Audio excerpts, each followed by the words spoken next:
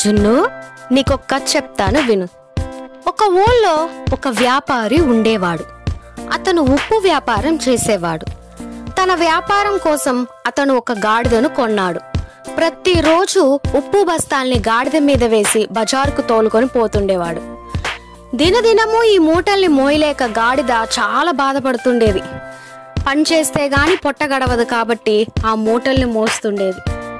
ఒక రోజున గాడిదపై ఉప్పు బస్తాలు వేసి దాన్ని బజారుకు తోలుకొని వెళ్తున్నాడు వర్తకుడు.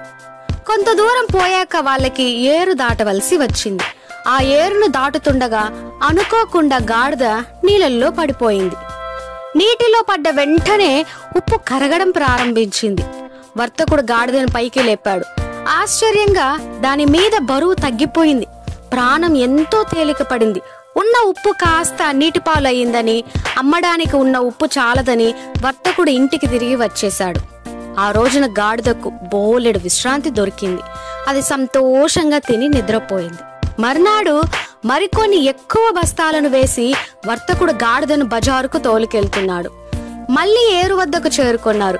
ఏరు దాటుతూ కావాలనే ఏటులో పడిపోయింది గాడిద. బస్తాల్లోని ఉప్పంతా నీటిలో కరిగిపోయింది.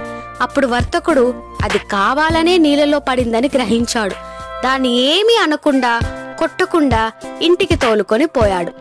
గాడిదకు బుద్ధి వచ్చేలా చేయాలని రాత్రి బాగా ఆలోచించి ఒక పథకం తయారు చేసుకున్నాడు.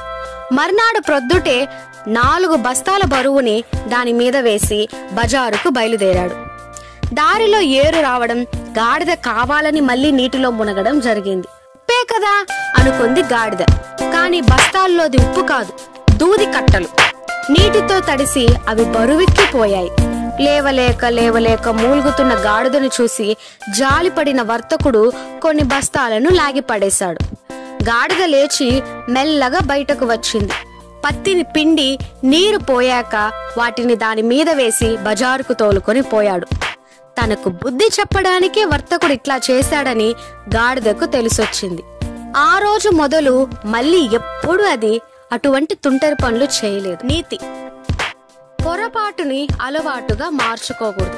అర్థమైందిగా జున్ను? ఈ కథ గనక మీకు నచ్చితే ఒక్క లైక్ ఇవ్వండి. ఇలాంటి మరెన్నో వీడియోస్ కోసం వెంటనే మన ఛానల్ని సబ్స్క్రైబ్ చేసుకోండి.